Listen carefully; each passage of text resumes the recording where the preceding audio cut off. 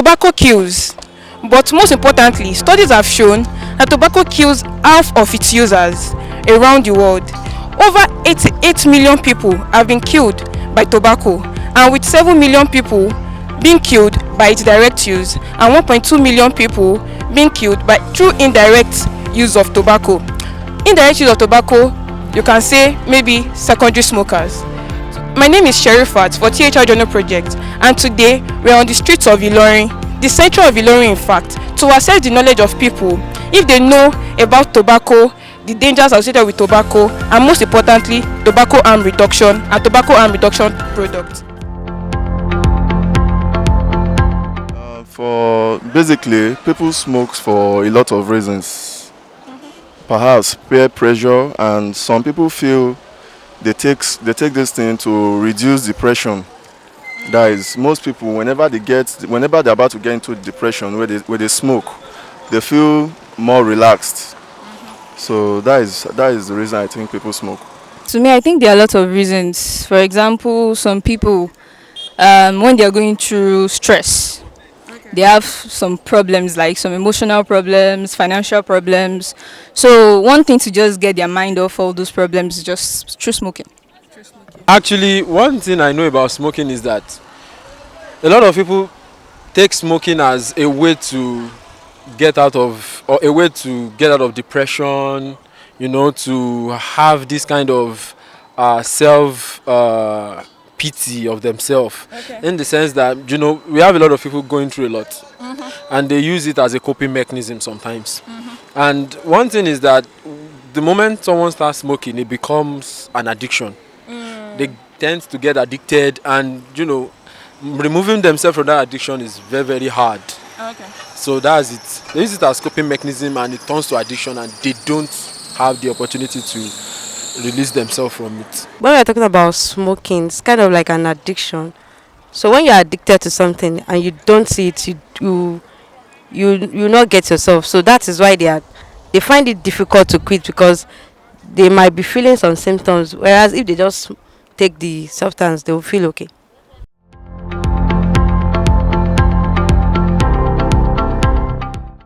Well, as a medical laboratory, we understand the fact that when you smoke, it affects your lungs. It affects your respiratory systems in general. And as you continue to smoke, the lung deteriorates to an extent that the lungs will not be able to cope with the respiratory assignments that they were assigned to do. And at the end, you have a lot of problems like pneumocystic cardiac, like you have pneumonia, then death. Yes. A lot. Because people that smoke, especially people that take these hard drugs, like this Indian M or so, whenever they are unable to get that stuff, they get more depressed. So, and if they can't get it, they can go to any length in getting it, hence, which might lead to something else for them financially. A lot of people have gone broke because of this thing called smoke. And many homes are destroyed. So, and some even end up influencing their children.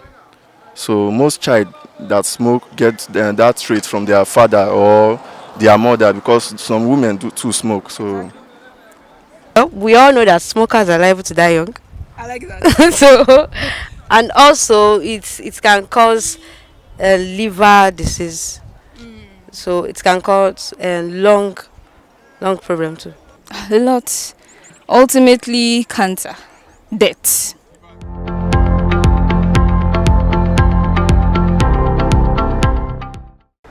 no. No, this is my first time of hearing it. Yeah, I heard about it some while ago, but I just read a couple of things about it, and we are busy here, so it is not something that I have actually jumped and dived into. No. Tobacco harm reduction is a life-saving intervention with aims of reducing the risk caused by tobacco, which is gotten through cigarette smoking. This is done by providing with people safer alternatives like nicotine pouches, e-cigarettes, without completely condemning those behaviors. Of course, yes. Of course, yes, because it is one of our jobs to save lives. Okay. And the part of saving life is to inform people, to make people aware of what is actually bad and good for them.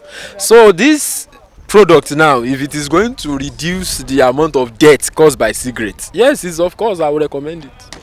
I think it's actually a good idea. It's a very good one because it's going to stop the addiction, and it's going to also help them in a lot of areas.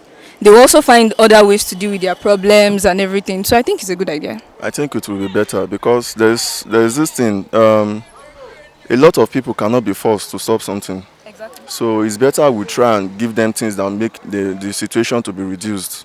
Because it's something that has already started and has been happening. So I don't think can be stopped forcefully. But I think by a way of gradual reduction, then probably we might have like 1 or 2% of people that will continue smoking in our country. Okay, if it's going to do more good than harm, so why not? So it should be recommended.